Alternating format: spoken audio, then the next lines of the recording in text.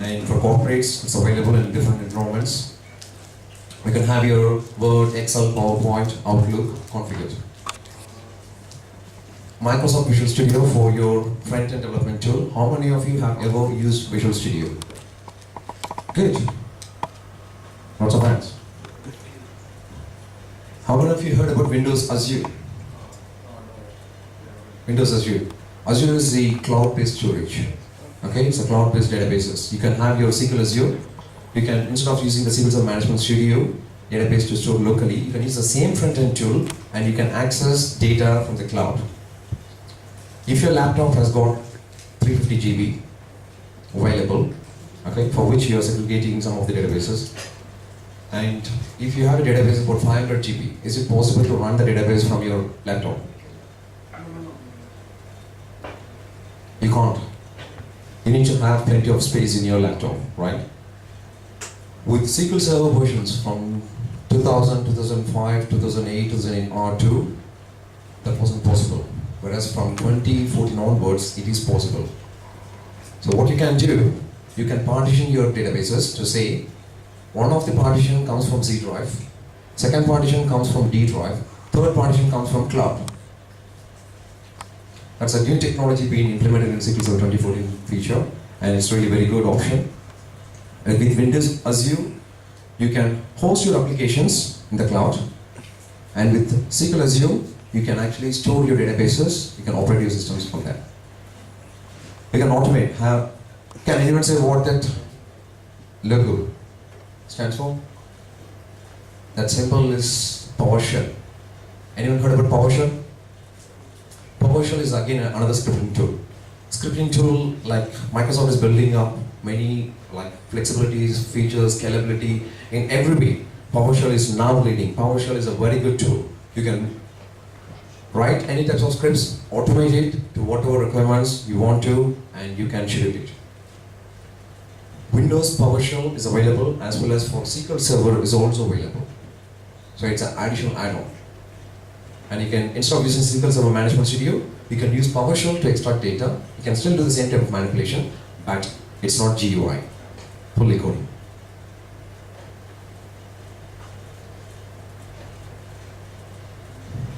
You're all aware of the operating systems. You already use Windows 7, Windows 8, and the Windows servers, whatever we have, 2008 server, 2012 Windows server. You need to definitely have the servers from Microsoft, where you can use all of your storage network attached to that. And you can have a separate server just for the storage, where via cables, hard cable, or you can use it with the clouds, where you can have storage engine in one place, and you can have the application in different place, you can hook that up. But end of the day, they are all from the different servers.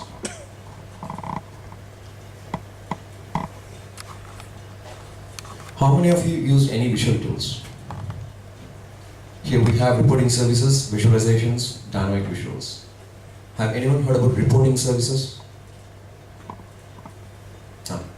The reporting services is one of the platform, one of the tool available within SQL Server. SQL Server is a good hit product because it comes out with database engine as well as analysis engine, plus you can visualize the data. You can see the reports. You can actually share some of the information with your networks.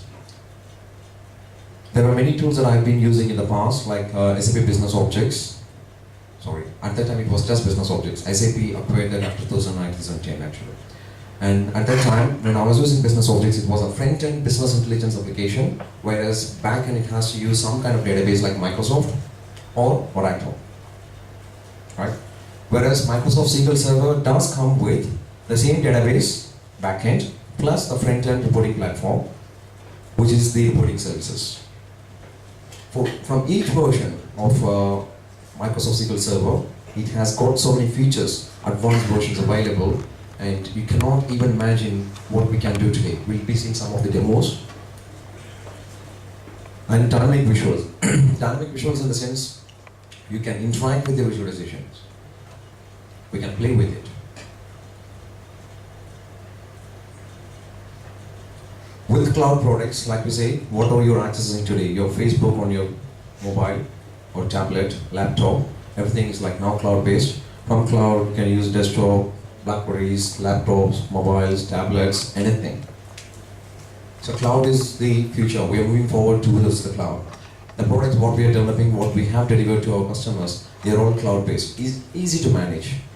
Otherwise, the problems behind that is we need to have VPN network connecting to their network, and then the clients are based in different countries, different regions, different areas. So we can't keep traveling or we can't keep logging into the server. It's like they may have so many number of securities.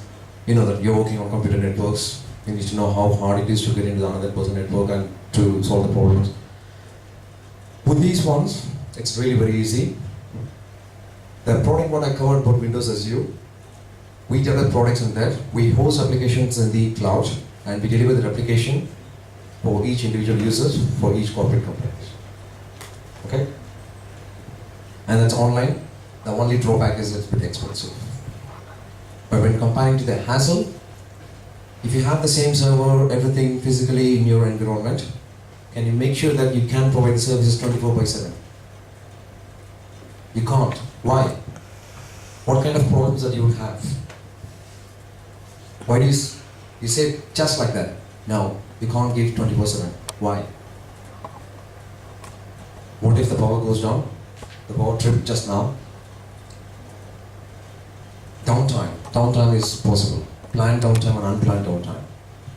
Anything can happen. Disaster may occur. Lightning strikes. Any type of problem, suddenly flooding. I'm not saying this has to come, but any disasters can come in any way. In America, when I was in the last year meeting, one of the speakers keep saying like, what if disaster occurs like last time we had the other tsunamis and other things that are coming out. It actually taken off the storage areas. They lost the whole storage. Unfortunately, they didn't plan it properly, the backup and recovery strategy. They backed up the databases in a tape, in CD formats, in different formats, and they stored literally 2 kilometers away in a separate place. What happened after that? The flooding still affected the corporate environment, plus the storage environment, wherever it was. So they couldn't recover it on time. The recovery strategy was like failed there. Sorry. So the backups is not the only thing that makes us important. The backup strategy as well as the recovery strategy is a very important thing. We need to ensure what is the downtime, how soon we can recover it, where can we keep it safe, and plenty of things. In terms of cloud, the cloud has got different levels of storage in different levels of places. So if it goes down in one place, the other one will pick it up automatically, the clustered environments. So the cloud is a very important thing. Just because of that reason, it makes us feel very expensive. In terms of hassle, it's like hassle-free. Microsoft certifications. Right now, anyone have any certifications in Microsoft? No. Okay, you're going to do. Okay, what certification? No, it's Microsoft Office Specialist. Office Specialist. Okay, MOS. Good. Anyone? Sorry? System engineer. Good. And do you know what training that needs to be taken for that? Okay, you just started planning for it now. I look into it, but haven't really looked Okay. We'll start with the certifications. What is a necessity? Why do you need to have a certification?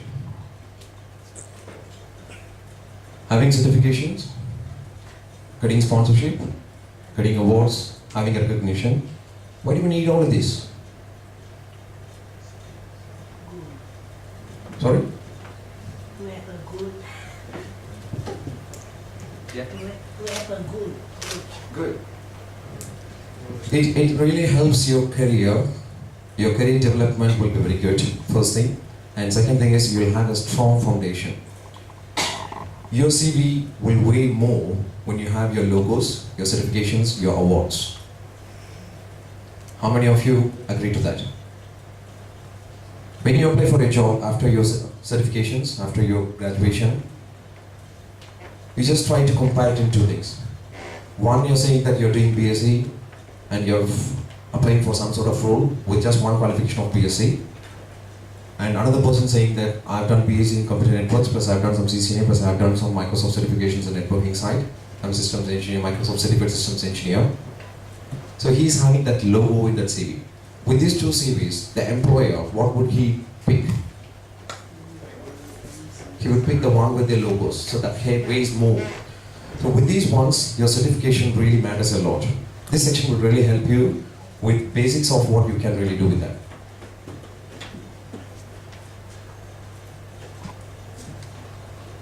These are all some sort of certifications what you can see, like MCDBA, MCTS, MCSA, MCPD, MOS, MTA, MCITP, and MCSD. So I don't know what you said. MOS is Microsoft Office Specialist, Microsoft Technology Associate, Microsoft Certified PD, System Engineer, Solutions Associate, and many other things.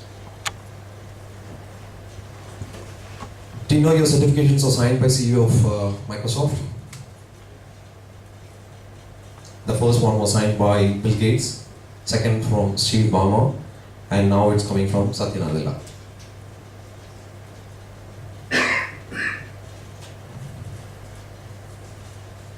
This is a simple animation my team has done.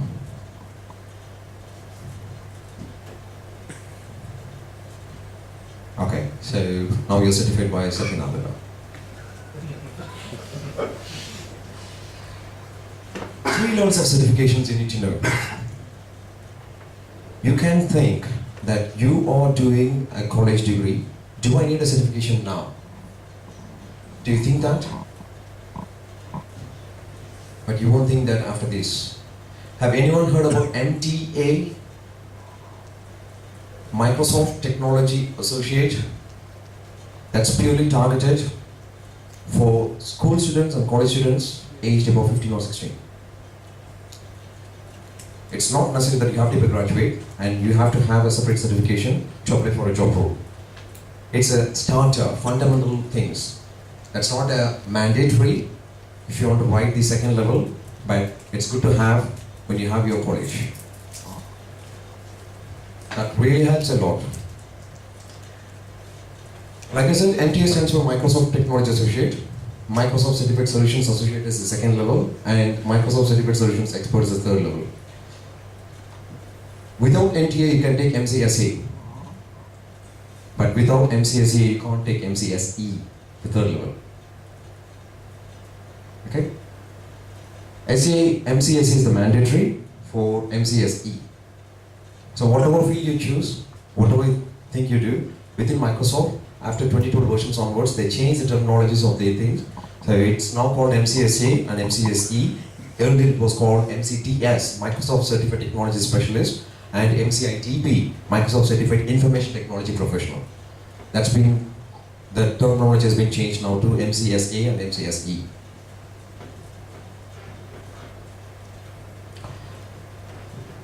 You may think that now I'm a student. Does it really help me after 5 years or 10 years? Does it expire? What is the use of doing it now? It doesn't expire at all. It never expires. Whatever you do now, it really counts a lot. Why? If you want to enter into the technology, you don't really have to study hard to get MCSA or MCSE. You can at least have a good kickstart with MTA. It's very easy. It's a 3 days training, official training provided by Microsoft itself. I'm a Microsoft certified trainer. We do take MTA as well. What are the benefits that you would get? Anyone who takes the MCSA or MCSE, they become a member of MCP. Does anyone know what an MCP is? Yes, Microsoft Certified Professional Network. What do you get with if you become MCP? You get access to some of the materials and you get benefits, packages. Sometimes you may even get discounts for writing up your exams. Where you can take this exam in Certiport or Prometric. They are authorized exam providers. As a student, you need to know in different areas. This MTA is available from Microsoft in 3 sections: as a developer, IT infrastructure, or a database. With developer, you have 1, 2, 3, 4, 5, 6, 7, 8 different titles. For software development, Windows development, web development, .NET, mobile development, gaming, HTML5, software testing. So, as a developer, how many of you see yourself as a developer today? And what are the areas that interest you in this developer section? None? You're not interested to be a developer? You are. Okay. IT infrastructure. So Windows OS, Windows Server Administration, Network Fundamentals and Security Fundamentals. How many of you like that one? So the network guys, you like to do. Yeah? That's a good kickstarter actually for you. So these are all for beginners in IT. For databases, my side, database fundamentals. There's only one for database, for DB8 fundamentals. How many of you interested in that one? None. Right? Does anyone of you know, to be a developer or IT infrastructure, whatever you have, you definitely need to have a database knowledge. Without that, you can't move anywhere. You may skip it, but at the end of the day, you have to stick onto that. You have to work on it. At least a minute or two. That plays a lot. We have different sections in different areas in development, IT infrastructure and database. So it's basic level for students, beginners in IT. And what else does it really help? I'll give you very useful information, but you may need to check with your college for that one. Based in the UK, Microsoft and a few universities are tied up, where if you're doing your college degree, if you need to have 60 credits in that term, that year, if you're doing your MTA in that particular period, you'll get 5 credits for that. Anyone of you know about that? Not yet then. Okay. So I'm in touch with Microsoft. I'm already speaking to them to ensure that how we can really further develop this program worldwide, not only in few universities in UK and developed countries. We need to get that done in many other areas. As part of my charity program, the data awareness, bringing it to rural areas, I'm trying to ensure that this MTA becomes a very important thing. I want to give them a free education on that, plus get them certified, get them to the ladder. Right? And they don't have limitations, I believe, but probably may take 2 in a year. So if you take 2, you get 10 credits in that one itself. That makes your life much easier too. You are certified, you get your credits for your education, plus that makes it to get into the ladder, IT ladder. So these database administration fundamentals from my side, from your skill man itself, we cover core database concepts, database objects, manipulating data, storage, and database administration. And that's the exam code 98364. You need to write for your exams. Okay? So this exam, I'm scheduling it for August 18, 19, and 20 in Malaysia. So I'll be here again in August for these days. You can book your training visiting your skill man and that's PHP/scheduled trainings. There are plenty of trainings that are scheduled in our site, so you can go and book your trainings on that one. How many of you are interested in doing this? Good? You don't think that you need database? It's only database basics. So it doesn't really help you to become having a career in database side. A very good knowledge for you.